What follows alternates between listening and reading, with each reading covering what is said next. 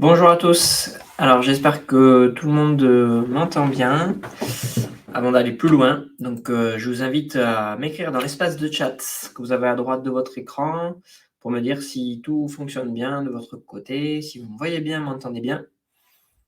Et puis vous voyez bien mon écran que je vais partager. Je vais le remettre à 0 d'ailleurs là. Hop là.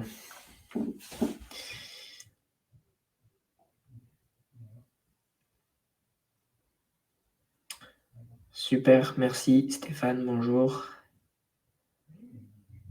Bonjour à tous, merci. Bon, si tout fonctionne bien, tant mieux. Je vais pouvoir continuer pour être sûr de ne pas parler dans le vide. Et puis les prochains participants nous rejoindront en cours de route, les 13h31. Donc je ne vais pas vous retarder plus longtemps. Donc, pour me présenter déjà, pour ceux qui ne me connaîtraient pas, donc je suis Mathieu Chauveau, je suis expert comptable et donc CEO de Ça compte pour moi, qui est un cabinet d'expertise comptable en ligne. Aujourd'hui, on va parler, je vais vous partager mon écran en grand, de domicilier son entreprise chez soi. Donc, du côté pratique, bon, ça va être assez rapide, je pense, hein. En tout cas, normalement, on devrait avoir, je pense, traité le sujet en 30-40 minutes. Bien sûr, les sujets, les questions, posez toutes vos questions dans l'onglet questions que vous avez aussi à droite de votre écran. Vous avez le chat et vous avez questions. Du coup, je vous invite à poser toutes vos questions dans l'onglet questions. Ce sera beaucoup plus simple pour moi de m'y retrouver que dans le chat. Donc, posez vos questions là-dedans et j'y répondrai au fur et à mesure de la présentation. Vous verrez, vous pouvez voter aussi pour vos questions préférées pour qu'elles soient traitées en priorité. Voilà pour le programme. Avant d'aller plus loin, pour ceux qui ne connaîtraient pas Ça compte pour moi, pour savoir à qui vous avez affaire, on est donc un cabinet en ligne, comme je vous disais, d'expertise comptable. On va faire tout ce que va faire n'importe quel expert comptable, à savoir bien sûr des comptes annuels, des déclarations fiscales, des bulletins de paie, des formalités juridiques, tout l'accompagnement et le conseil qui vont autour de toutes ces missions-là. La différence, c'est qu'on le fait de manière totalement dématérialisée, 100% en ligne, avec des clients dans toute la France, donc plus de 4000 clients aujourd'hui. On est 80, nous de notre côté, 80 collaborateurs à Toulouse, au service de ces clients-là, avec la particularité d'être certifié ISO 9001 pour la qualité du coup de nos prestations. Donc quand on est client chez Ça compte pour moi, on a un collaborateur dédié qui nous suit et nous accompagne et nous conseille au quotidien, et accès à une plateforme qui permet de piloter son entreprise en temps réel et donc de nous transmettre déjà toutes les informations dont on a besoin pour établir la comptabilité, et vous aussi de pouvoir piloter avec des tableaux de bord votre activité. On fait partie d'un écosystème global, du coup, qui s'appelle le groupe CF, anciennement compagnie fiduciaire, qui permet en fait aussi de proposer à nos clients un écosystème complet avec notamment des avocats, avec des gestionnaires de patrimoine, avec des experts du corporate finance ou du conseil, qui permet vraiment de proposer un accompagnement 360 à l'ensemble de nos clients. Si on revient sur le sujet qui nous intéresse, maintenant qu'on s'est présenté, sur la domiciliation de son entreprise et plus particulièrement la domiciliation chez soi, qui est un cas très classique. Alors, j'ai peut-être pas la statistique en tête, mais à mon avis, aujourd'hui, doit représenter quand même une part très significative des entreprises en France. Donc, on va parler de quoi? On va traiter ça en 6 points. Déjà, quelles sont les possibilités au final pour domicilier son entreprise quand on crée son entreprise, ou même d'ailleurs en cours de vie, où c'est qu'on peut la domicilier, c'est-à-dire en tout cas lui mettre une adresse, parce que je vous rappelle que quand on crée alors on a mis entreprise, mais là on va vraiment aussi après, les spécificités, elles sont surtout sur les sociétés. Quand on crée une société, on crée une personne morale, et donc qui dit création d'une personne morale et une nouvelle personne juridique, il faut lui donner un nom, une adresse, un objet, enfin voilà, toutes ces choses-là. Et l'adresse fait partie intégrante, en tout cas, des caractéristiques de cette personnalité, de cette personne morale. Donc, bien sûr, quelles sont les possibilités? Ensuite, on se concentrera donc sur le domiciliation chez soi, au domicile. Quelles sont les conditions pour pouvoir le faire? Quels sont les avantages et les inconvénients? Comment ça se passe en pratique? Comment on peut se faire indemniser? Et puis, pour finir, les points de vigilance par rapport à ce sujet. Donc, quelles sont déjà les possibilités pour domicilier son entreprise? Donc, on a 3 possibilités quand on veut domicilier son entreprise. Soit on a un local commercial, auquel cas, Là, c'est assez simple, c'est un local donc, dans lequel on va… Alors, quand on dit local commercial, ce n'est pas réservé que aux commerçants, hein. Ça peut très bien être des bureaux, ce n'est pas forcément un commerce, mais un local commercial, c'est en tout cas avoir un local, que ce soit des bureaux, que ce soit un commerce, qui nous permet d'exercer notre activité. Donc ça, c'est un local commercial rattaché à un bail commercial dans lequel l'entreprise est locataire. Assez simple. Ensuite, on a l'entreprise de domiciliation. On a des entreprises qui… alors là, c'est pareil, on a des acteurs traditionnels comme on a des acteurs en ligne. Donc les traditionnels que vous pouvez connaître, par exemple, c'est Regus. Et des acteurs en ligne, il y a domicilier.fr, il me semble, Canbase. Voilà, il y a un certain nombre d'acteurs aussi en ligne sur ce secteur. Les entreprises de domiciliation, ce sont des entreprises qui vont en fait vous louer leur adresse, tout simplement. Donc, vous avez la possibilité de prendre leur adresse et ainsi de vous payer tous les mois, bien sûr. Un peu comme si vous étiez locataire, sauf que vous n'avez pas le local en face, et en tout cas, c'est beaucoup moins cher, forcément. C'est juste pour avoir une adresse. Et puis après, ils proposent généralement aussi un certain nombre de services, de location de bureaux, de prestations de gestion du courrier, etc. Donc, on a les entreprises de domiciliation. Ça, c'est si on n'a pas de local commercial et qu'on ne veut pas domicilier chez soi, on a l'entreprise de domiciliation. Et puis ensuite, ce qui va nous intéresser aujourd'hui, c'est la domiciliation chez soi et en particulier chez l'un de ses dirigeants. C'est-à-dire qu'on peut domicilier son entreprise, quand on dit chez soi, c'est domicilier chez un des dirigeants, sauf pour les SCI où il y a une exception, où ça peut être n'importe quel associé. Mais par contre, pour toutes les autres sociétés, c'est le domicile d'un des dirigeants. Donc, soit dans une société par action type SAS, c'est l'un des mandataires sociaux, type président, directeur général, etc. Soit dans les SARL, ça va être forcément l'un des gérants, ou co-gérants, s'il y en a plusieurs. Donc ça, déjà, c'est un premier point sur le rappel des possibilités que l'on a. Si on se concentre donc sur la dernière partie, sur la domiciliation chez soi, donc déjà, on a parlé du premier point qui est vraiment uniquement les dirigeants. Du coup, il faut vraiment être représentant légal de la société. Ensuite, donc associé et dirigeant, pardon. Ça, c'est déjà le premier point. Et ensuite, soit on est locataire, soit on est propriétaire. Si on est locataire donc de son domicile, là, il faut vérifier le bail d'habitation pour être sûr que c'est possible de pouvoir domicilier une entreprise. C'est très rare, mais ça peut arriver que les propriétaires refusent cette domiciliation, donc c'est à vérifier. Il faut aussi avertir le propriétaire que vous allez domicilier une entreprise à cette adresse-là. C'est seulement un avertissement, c'est-à-dire qu'il peut refuser que vous ayez que vous domiciliez, ou alors le bail peut ne pas être adapté, c'est-à-dire que ça peut être en tout cas interdit dans le bail. Si c'est le cas, vous pouvez quand même le faire, c'est juste que ça sera limité à 5 ans. C'est-à-dire que même si votre propriétaire n'est pas d'accord que vous ne pouvez pas le faire, dans tous les cas, la limitation se fera à 5 ans. Si le propriétaire, par contre, est d'accord et que le bail est adapté, là, il n'y a pas de limite. Donc ça, c'est le premier petit point. On peut domicilier chez soi. Dans tous les cas, 5 ans, c'est toujours possible. Et pour aller au-delà, il faut que le propriétaire, en tout cas, soit d'accord. Quand on est propriétaire, là, c'est beaucoup plus simple. Par contre, s'il y a une copropriété, il faut quand même vérifier le règlement de copropriété ou certaines copropriétés n'autorisent pas les domiciliations d'entreprise, ou en tout cas, dans certaines conditions. Des fois, ça dépend aussi s'il y a de la réception de clientèle, s'il y a du stockage de marchandises, notamment certaines copropriétés limitent en fait notamment la réception de clientèle et le stockage de marchandises pour ne pas déranger le voisinage. Donc ça aussi, il faut vérifier le règlement de copropriété là-dessus. Si vous ne recevez pas de clientèle ou de marchandises, finalement, il n'y a pas trop de sujets, mais il y a plutôt du sujet sur ces points-là. Alors là, attention, on parle uniquement de la domiciliation du siège social, ce n'est pas forcément le lieu d'activité. Quand on a une adresse, donc une entreprise, elle a au moins un siège social et un établissement principal. Enfin, un établissement. Et après, on peut avoir des établissements secondaires. L'établissement, c'est le lieu d'exercice de l'activité, alors que le siège social, c'est l'adresse juridique de l'entreprise. Il peut y en avoir deux différents, comme il peut y avoir qu'un seul. C'est-à-dire que l'adresse du siège social peut aussi être établissement. Tout comme je peux avoir une adresse pour mon siège social et une adresse pour mon établissement. Ça, c'est important à bien comprendre. La plupart du temps, les deux se rejoignent et le siège social est lui-même un établissement, mais il peut très bien aussi y avoir une adresse typiquement où on a un siège social et un établissement à un tout autre endroit. C'est quelque chose qui se fait assez souvent. Ça n'a pas vraiment d'impact, hein. Notamment, des fois, on se pose la question de savoir si ça va avoir un impact sur la CFE. Non, parce que les CFE, elles sont par établissement. Donc, c'est-à-dire que vous n'allez pas payer 2 CFE si vous avez un siège social et un établissement. C'est à partir du moment où vous avez 2 établissements que vous allez payer 2 CFE, et ainsi de suite. Donc voilà, en tout cas, sur les conditions pour domicilier chez soi, il faut être associé dirigeant.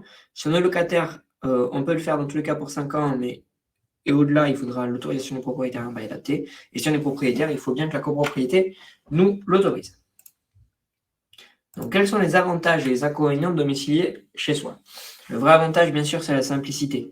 Parce que du coup, c'est quand même très simple. On a juste à avoir, on verra après, un justificatif de domicile pour prouver qu'on habite à cette adresse-là. Et ça se fait très simplement. Le coût, bien sûr, forcément, il n'y en a pas. Donc, mécaniquement, par rapport à une domiciliation au local commercial, le coût est indéniable. Si on se verse un loyer, ça permet vraiment de retirer des fonds de l'entreprise, en tout cas, et de se faire indemniser. Ça, on verra juste après.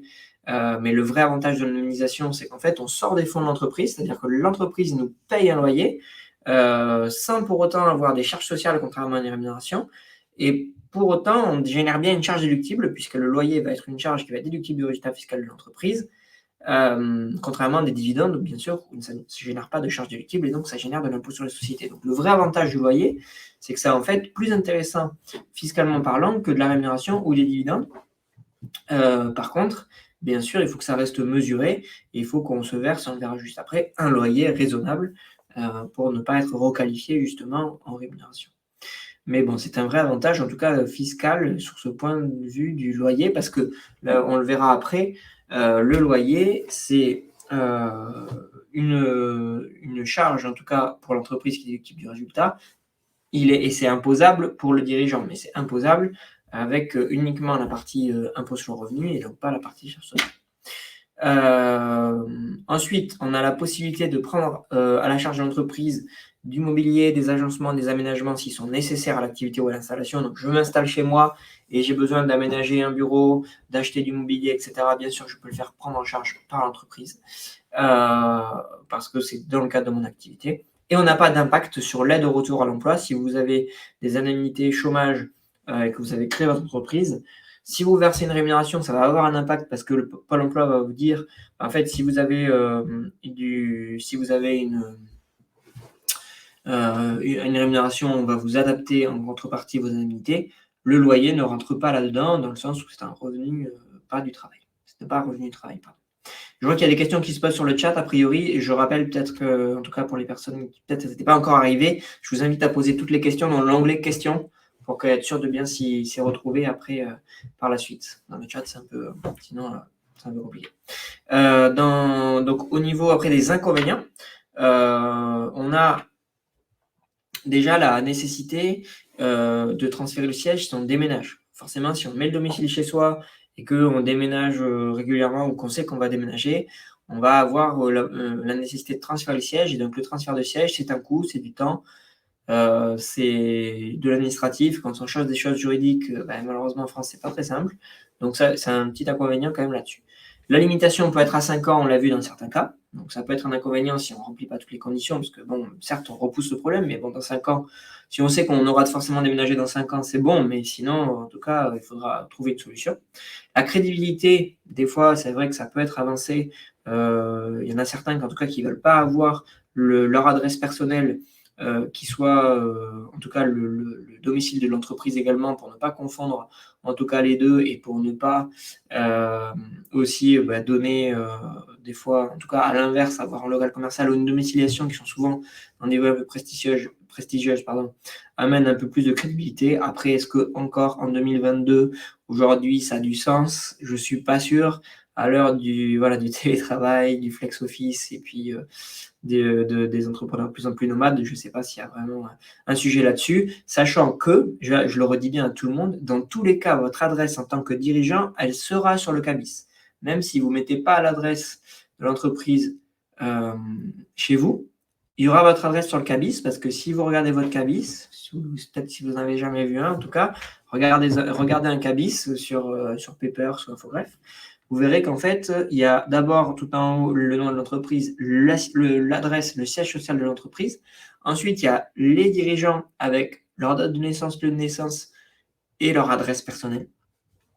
Et ensuite, après, on a l'établissement, s'il y en a d'autres, en bas. Mais il y a dans tous les cas l'adresse personnelle du dirigeant. Certains me disent des fois, moi, je ne veux pas que mon adresse figure sur le cabis. Si vous êtes dirigeant, elle figurera forcément. Voilà. Ensuite, dans les inconvénients, on a l'impossibilité théorique de recevoir du coup des clients ou des marchandises si on est en copropriété. C'est ce que je vous disais tout à l'heure. Généralement, les copropriétés interdisent ça. Donc, c'est vrai que ça met des inconvénients si on a cette problématique. Alors, souvent, ce n'est pas trop les réceptions de clientèle, mais plutôt les marchandises pour ceux qui font du e-commerce. Et puis après, on a l'équilibre vie pro, vie perso. Pour certains qui voudraient vraiment distinguer les deux, ça permet vraiment de bien distinguer le pro et le perso. Donc, en pratique, comment ça se passe à l'immatriculation quand je veux domicilier chez moi? Et avant ça, je vais juste regarder les questions, parce que si tu es en lien avec le sujet qu'on a eu juste avant, j'ai Gaël qui me demande, donc, si on est propriétaire du logement, pas de risque sur l'exonération plus-value habitation principale. Alors non, Gaël, il n'y a aucun lien entre une plus-value et le fait d'être propriétaire, de mettre l'adresse de son entreprise en tant que siège social au même établissement. Ça n'a vraiment pas de problème là-dessus, en fait, puisque, encore une fois, ça restera votre habitation principale, qui met à disposition une partie de son habitation à une autre entreprise, ou comme vous auriez pu faire, je ne sais pas, louer en location saisonnière votre habitation. Pour autant, quand vous revendez, ça reste votre habitation principale et vous en avez l'exonération du moment que c'est considéré comme votre habitation principale, c'est-à-dire que vous y vivez effectivement au quotidien, ce qui est le cas. Donc, il n'y a aucun problème là-dessus. Et Gaël me dit toujours, si on ne se verse pas de loyer, on peut quand même mettre à la charge de l'entreprise les agencements et le mobilier. Oui. Après, ne pas se verser de loyer, je ne vous le conseille pas. Moi, je vous conseille que si vous avez la possibilité de verser le loyer, faites-le. Franchement, fiscalement, c'est forcément intéressant. Alors, enfin, je dis forcément. Non, il peut y avoir des exceptions, c'est toujours pareil, mais dans l'immense majorité des cas, c'est intéressant. Il faut faire la simulation, mais c'est assez rare que ça ne le soit pas. Mais alors, les aménagements, en tout cas, les agencements, le mobilier, etc., il faut bien sûr, par contre, que ça soit bien dans l'intérêt de l'activité. C'est pas je fais passer les travaux de mon habitation perso sur le compte de l'entreprise. C'est vraiment j'ai besoin d'aménager un espace dans le cadre de mon activité et c'est des travaux que j'aurais engagés si, par exemple, j'avais pris un local et que j'aurais dû l'aménager. Ça marche. Mais si je dis que, et on le voit, c'est pour ça des fois, même si ça peut faire sourire. Des fois, on achète un canapé et puis on dit que c'est pour recevoir les clients et se mettre. Bon, des fois, c'est un peu limite, en tout cas, à pouvoir justifier ça à l'administration fiscale. Dire j'achète l'équipement pour la cuisine parce que je mange sur place. Bon, là, ça marche pas, c'est du perso, clairement. Mais si c'est j'achète un bureau, une chaise, que j'ai besoin de faire une cloison parce que j'avais pas de bureau à part et j'ai besoin d'isoler un bureau, faire une cloison, bien sûr que là, il n'y a pas de problème. Donc, en pratique, à l'immatriculation, comment ça marche? Donc, déjà, il faut un justificatif de domicile de moins de 3 mois pour pouvoir prouver qu'on est à cette adresse-là. Dans tous les cas, le justificatif de domicile, de toute façon, vous devrez le fournir parce que, comme je vous ai dit, dans tous les cas, il faut justifier l'adresse personnelle des dirigeants. Et si l'adresse personnelle des dirigeants change, vous êtes dans tous les cas obligé de mettre à jour votre cabis parce qu'en fait, il faut mettre à jour l'adresse personnelle aussi des dirigeants, même si je sais qu'en pratique, c'est rarement fait, mais c'est obligatoire aussi de le faire parce que aujourd'hui, notamment par rapport à l'histoire des bénéficiaires effectifs, ça doit être traçable par l'administration et par le greffe. Donc, un justificatif de domicile dans tous les cas de moins de 3 mois. Un titre de propriété, si vous êtes propriétaire, pour du coup justifier de la propriété de votre domicile. Donc, ça peut être par exemple la taxe foncière.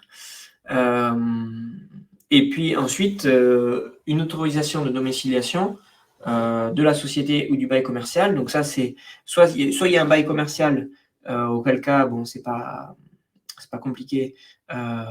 Vous faites un bail en fait entre la société et vous. Soit il peut y avoir une autorisation de domiciliation. Sachant que, alors là, il y a un petit peu, c'est un peu au niveau du bail qui peut y avoir, en tout cas, alors, de la convention de mise à disposition qui peut y avoir, pour être précis, entre vous et la société. C'est quelque chose qui peut être, selon en tout cas le code de commerce, qui peut être oral. Donc concrètement, nous, on vous recommande de l'écrire, mais vous pouvez, en cas de contrôle, dire que vous avez une convention orale. Dans tous les cas, il faudra, quand vous faites vos formalités juridiques, reprendre dans les conventions, ce qu'on appelle les conventions réglementées, bien préciser qu'il y a le logement de l'associé dirigeant qui est mis à disposition de la société, qui a été indemnisé à telle hauteur, etc. Voilà pour l'immatriculation. Donc, je joins mon justif, éventuellement un titre de propriété. Et après, l'autorisation de domiciliation aussi. Au niveau de l'indemnisation, donc là, comment ça marche si donc je mets mon siège social chez moi ou mon établissement chez moi et du coup pour m'indemniser. On a commencé à en parler tout à l'heure. Donc là, on a ce que je disais juste avant.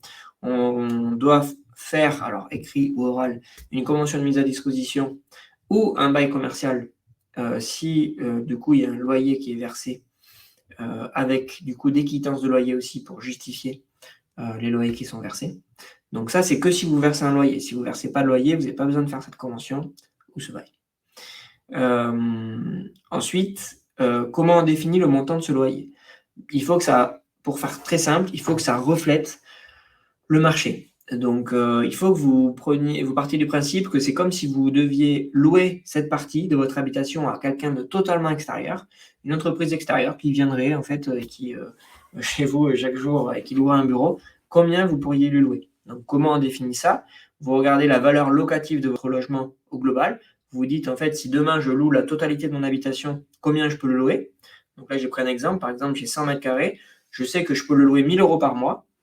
Et si j'utilise 20 mètres carrés à titre professionnel, je fais une règle de 3, 1 000 € fois 20 mètres carrés sur 100 mètres carrés pour faire un prorata, et j'arrive à 200 € par mois. Ça, c'est une bonne façon, du coup, de déterminer le montant du loyer à se verser. Sachant que, du coup, la difficulté, c'est aussi d'évaluer combien on utilise à titre professionnel, parce que je sais que des fois, il y a une petite partie des communs, etc. Le mieux, c'est vraiment d'avoir quand même une pièce isolée pour pouvoir bien le justifier et de prendre la surface de cette pièce et prendre une petite quote-part supplémentaire pour les communs pour arrondir au-dessus et arriver à avoir quelque chose de cohérent. Il faut, une fois qu'on a fait le calcul à la fin, voir si ça, on arrive à quelque chose de cohérent. Stéphane me demande si on peut utiliser la valeur locative qui apparaît sur la taxe foncière. En fait, malheureusement, généralement, ça ne reflète pas du tout la réalité. Ça dépend, hein, mais franchement, c'est assez aléatoire. Le mieux, c'est de prendre la valeur du marché, c'est-à-dire que en fait, vous vous posez la question de si demain vous deviez louer votre logement, si vous devez le mettre sur Se Loger, sur Le Bon Coin, et vous le mettez à le louer, combien ça vaut? Et si vous n'en avez pas l'idée, soit vous allez, deux options, soit vous allez sur Meilleurs Agents, qui est un site, peut-être que certains connaissent, qui fait de l'évaluation de biens immobiliers notamment, mais aussi de valeurs locatives. Donc ça peut vous donner des fourchettes. Vous allez sur Meilleurs Agents, vous tapez votre adresse, il vous demande les caractéristiques, ça va vous donner la fourchette. Et puis après, vous pouvez recouper ça en allant sur ce que je vous disais, Se Loger, Le Bon Coin. Vous regardez les valeurs, les biens similaires dans votre quartier et combien ça se loue, et vous aurez votre valeur locative, et après vous faites votre prorata tout simplement. Il faut que vous puissiez en fait le justifier, tout simplement, en cas de contrôle. Ensuite, vous pouvez déduire une quote-part pour les frais annexes, que ce soit l'eau, l'électricité, le téléphone, Internet, les taxes. Cette partie-là, elle ne sera pas imposable. L'autre partie, on va le voir après, elle est imposable, le loyer, mais cette partie sur la quote-part des frais, elle n'est pas. Et ensuite, le loyer, il n'est pas obligatoirement versé immédiatement, c'est-à-dire que même si vous déterminez ce montant de loyer, mais si la société n'a pas la trésorerie nécessaire, ce n'est pas un problème, on le comptabilise dans tous les cas pour pouvoir le déduire fiscalement, mais vous n'êtes pas obligé de vous le verser de suite, on peut le comptabiliser dans le compte courant d'associé, et donc vous le verserez quand vous l'aurez souhaité. Par contre, bien sûr, il sera imposable à partir du moment où il a été comptabilisé. Une question de Michael, que je prends aussi en direct. Un espace de stockage, pièce ou garage de matériel ou de marchandises, peut-il rentrer dans le nombre de mètres carrés concerné par le loyer? Oui, bien sûr. bien sûr que ça peut rentrer dans cette quote-part-là. Et d'ailleurs, qu'est-ce que c'est que j'avais à vous dire? Ça me fait penser, je m'étais noté un point sur ce sujet-là du stockage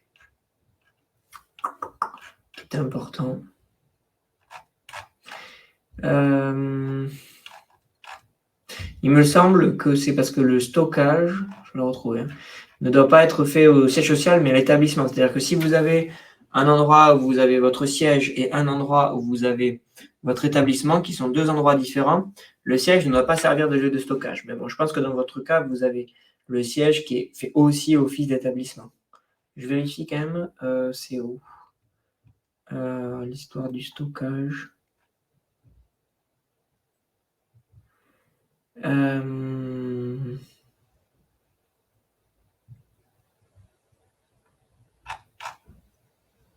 Non, c'est bon.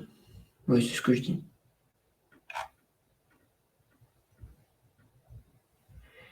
Ouais.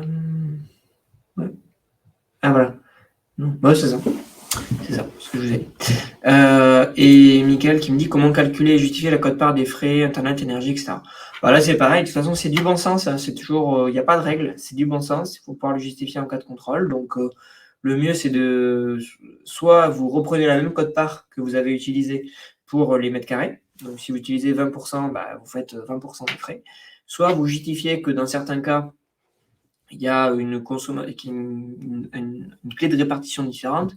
Auquel cas, si vous êtes en mesure de le justifier, prenez une clé de répartition différente. Mais le plus simple, généralement, c'est de prendre la quote-part. Après, quand on commence à être dans ces quotes-part de frais, faut voir aussi si ça vaut le coup de perdre, en tout cas, de passer beaucoup de temps à le calculer, parce qu'on arrive souvent sur des montants qui sont pas très significatifs, en tout cas. Donc, faut voir si le jeu en vaut la chandelle aussi, en tout cas, de trop se creuser la tête là-dessus. Mais sinon, vous prenez en fait votre montant total et puis vous multipliez par 20%, par exemple, pour reprendre mon exemple. Hop. Je demande à ce qu'on m'apporte un chargeur parce que je ne vais plus avoir de batterie avant que ça coupe. Alors, du coup, ça c'est bon. Ensuite, comment il a imposé ce loyer? Et j'espère que ça va pas couper, mais je pense que ça va. Il me reste 8 minutes avant que ça coupe. Je pense que ça devrait aller. On va m'envoyer un chargeur.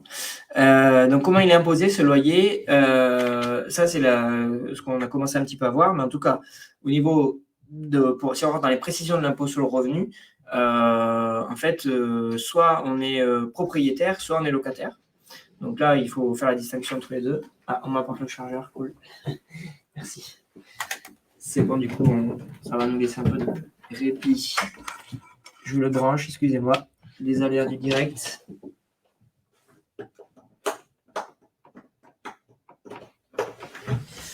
Je vais y arriver. Allez, c'est bon, c'est parti. Donc, soit on est propriétaire, soit on est locataire. Si on est propriétaire, c'est considéré comme des revenus fonciers, comme si on avait loué un bien nu. Et donc, quand on est en revenu foncier, catégorie des revenus fonciers, la catégorie de revenus fonciers, elle est imposée barème progressif, donc classique, comme n'importe quel revenu, plus prélèvements sociaux, 17,2% sur la totalité des revenus. On peut opter pour le micro-foncier. Donc, le micro-foncier, c'est un régime micro comme il existe pour toutes les catégories de revenus. Si les loyers sont inférieurs à 15 000 euros par an, et c'est en tout cas la totalité de vos loyers qui rentrent dans le cadre des revenus fonciers, sont intégrés dans cette globalité. Si on est à moins de 15 000 au total, donc c'est-à-dire pas que le loyer, si par exemple je loue déjà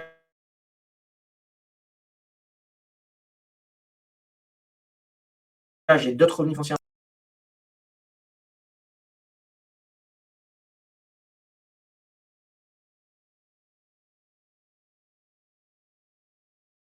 une coupure. J'espère que vous m'entendez toujours. Alors c'est pas mon chargeur, hein. Rien à voir en plus avec le chargeur. Juste, je vous laisse m'indiquer dans le chat si tout est OK pour vous avant de reprendre. Je suis désolé. OK. Bon. Vous avez dû vous dire ça, il n'a plus de batterie, mais non. Je sais pas. Donc, merci. Du coup, on va y arriver à faire cette slide sur l'imposition du loyer. Donc, sur les propriétaires, c'est revenus fonciers. On peut opter pour le micro-foncier si la totalité de nos loyers fait moins de 15 000. L'exemple que je prenais, c'est si j'ai déjà 10 000 euros de revenus fonciers en parallèle, il ne faudra pas que je dépasse 5 000 pour la refacturation de mon loyer à ma société, pour être dans la catégorie des micros. Et si je suis en micro-foncier, je peux abattre 30% forfaitairement sur mes revenus. Donc, si j'ai 10 000 euros de loyer, en fait, je vais être imposé que sur 7 000 après cet abattement de 30%.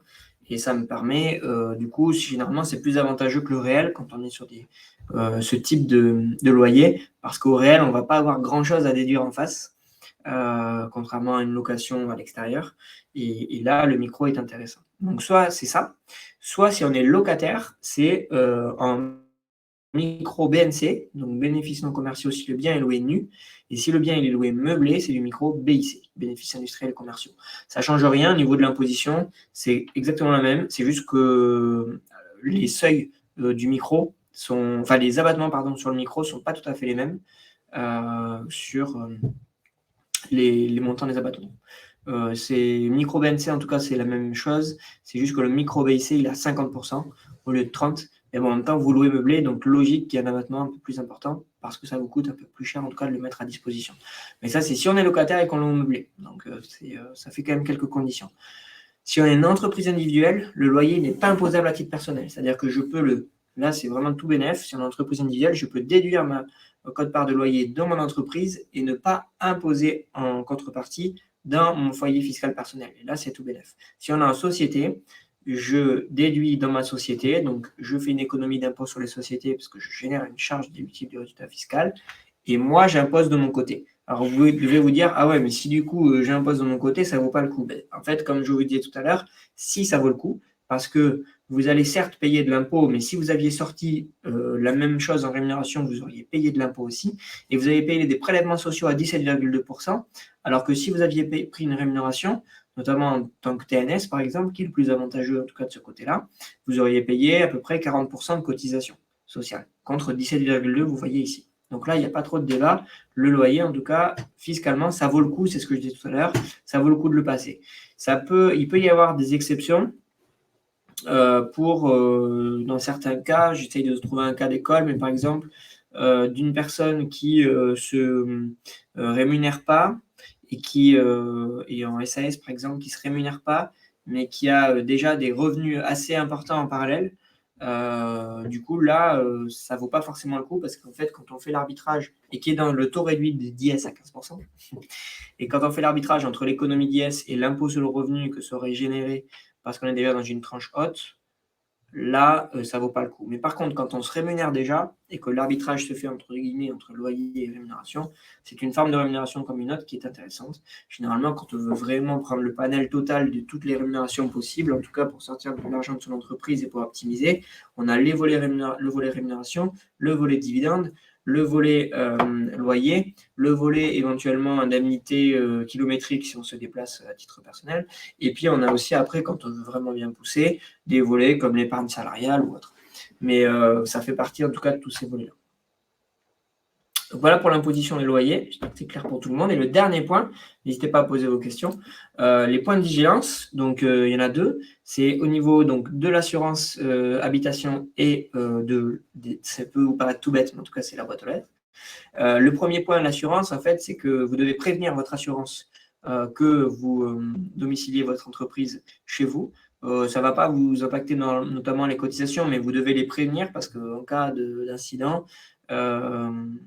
du coup, il faut qu'ils soient au courant qu'il y avait cette habitation, qu'il y avait cette domiciliation. Si il y avait un incident lié à votre activité professionnelle, je ne sais pas, vous avez votre matériel, vous avez votre PC qui prend feu et ça fait des dégâts dans l'habitation, il faut que vous puissiez en tout cas justifier, ou si vous avez, je sais pas, stocké des marchandises par exemple, c'est un peu la même problématique. Donc prévenir votre assurance. Et puis ensuite, indiquer le nom de la société sur la boîte aux lettres, ça peut paraître tout bête, mais en fait, des fois, sinon, s'il n'y a pas le nom de la société et que le courrier en fait retourne derrière, le greffe, si on pousse le truc vraiment assez loin, c'est que si le greffe vous envoie un courrier, c'est notamment le cas dès la création en fait. Si le greffe vous envoie un courrier, qui leur retourne adresse incorrecte ou je ne sais plus exactement la dénomination exacte, ils peuvent considérer que en fait, l'adresse est fictive et donc de vous radier directement du registre des commerces et des sociétés. Donc attention quand même à bien mettre dès le début, dès que vous avez envoyé, avant même du coup de recevoir votre cabis, mettre le nom de la société sur la boîte aux lettres pour ne pas avoir des rejets de courrier du greffe, et puis même tout simplement pour avoir bien votre courrier comme il faut qui arrive. Du coup, Stéphane qui me dit pas d'impact sur la taxe foncière avec l'habitation requalifiée en local pro. Alors l'habitation, elle ne va pas être requalifiée en local pro, hein, attention, hein, ça reste un local d'habitation. Donc du coup, même si vous louez en tout cas une partie de votre domicile à votre société, ce n'est pas un local pro pour autant, ça reste un local d'habitation qui est du coup dont une partie est utilisée à titre professionnel, certes, mais ce n'est pas un local pro pour autant. Donc, il n'y a pas d'impact donc, sur la taxe foncière. Et voilà, je suis arrivé au bout, du coup, je vous avais dit, de cette présentation qui était assez succincte, mais qui mérite en tout cas de bien poser les bases et bien se poser les questions sur l'intérêt ou non, et puis les conditions, dans quelles conditions le faire, parce que bon, on a quand même beaucoup de gens qui sont concernés par le sujet. J'ai répondu au fil de l'eau aux questions. N'hésitez pas si vous en avez d'autres à les poser, c'est le moment, dans l'onglet questions. Et Julien, est-ce qu'on est systématiquement redevable de la CFE? Oui. Enfin, c'est toujours pareil, hein. En fiscalité, on ne peut jamais répondre tout le temps systématiquement, mais par principe, oui. Après, il y a des exceptions toujours. Donc, principe, oui, mais exception. Les exceptions, c'est si vous êtes en zone franche, c'est si vous demandez à avoir un dégrèvement exceptionnel parce que vous n'avez pas eu d'activité ou parce que, il faut le justifier en tout cas économiquement, de demander cette remise-là. Par exemple, je ne sais pas, avec le Covid, etc., il y a eu pas mal de dégrèvement. Et puis après, il y en a certains qui ne sont pas soumis dans les activités notamment immobilières, qui ne sont pas soumis à cette CFE. Voilà. Mais sinon, par contre, on est redevable de la CFE par établissement. Donc, à partir du moment où vous avez un établissement, vous avez cette CFE. Quand vous avez donc siège social et établissement chez vous, la CFE, elle est calculée forfaitairement par votre commune. Donc, en fait, ça dépend vraiment de la commune, de chacun, pour déterminer le montant. Dans les grandes villes, généralement, c'est assez raisonnable. Par contre, généralement, sur les plus la ville est petite et plus le montant de la CFE augmente. Voilà. Donc attention au piège dans les petites communes. Dans les grandes villes, c'est entre 200 et 500 euros pour faire large par an. Mais dans les petites communes, ça peut monter, même quand on a le domicile chez soi, à 1000, 1500 euros par an. Donc voilà. Mais ça, on n'a pas trop le choix. Des fois, ça peut valoir, il faut faire le calcul, mais vraiment, on est sur des comptes d'apothicaire. On peut faire le calcul de dire, est-ce que si je prends une société de domiciliation par rapport à la CFE que ça va me donner et le coût global, et donc domicilier chez moi et avoir une CFE plus importante, tout ça en mettant en adéquation aussi le loyer qu'on va se verser, qu'est-ce qui vaut plus le coup? Et là, on passe sur des petits, pas sur des montants très significatifs. Du coup, Michael, peut-on domicilier 2 SCI au sein de la même résidence principale? Oui. Ou cela risque de poser problème en administration? Non. Oui, bien sûr, vous pouvez domicilier autant de sociétés que vous voulez chez vous. Hein. Bien sûr, il n'y a aucun problème.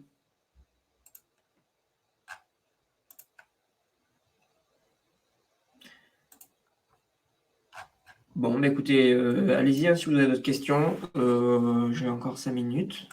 Avec le même loyer, oui. Alors, un loyer pour une SCI, c'est un peu tiré par les cheveux. C'est un peu, c'est vrai que j'en ai pas parlé parce que ça me paraissait évident, mais facturer un loyer une SCI, c'est très compliqué parce qu'une SCI, elle va pas avoir une activité comme peut l'avoir une société commerciale. Donc, facturer un loyer SCI, moi, je vous le conseille pas par rapport fiscalement parlant. Théoriquement, c'est possible. Moi, je vous conseille pas de le faire. Ça vaut pas le coup de prendre le risque. Donc, vous pouvez en effet les domicilier chez vous. Par contre, facturer un loyer, moi, personnellement, en tout cas, je ne l'ai jamais fait de facturer des loyers à une SCI parce que c'est un peu compliqué de justifier qu'on puisse lui facturer économiquement. Économiquement, ça ne se justifie pas parce qu'en fait, la SCI, elle n'aurait pas eu un local commercial où elle aurait payé un loyer, si vous voulez. Elle n'aurait pas eu obligation d'avoir un bureau quelque part. Donc, économiquement, ça ne se tient pas forcément.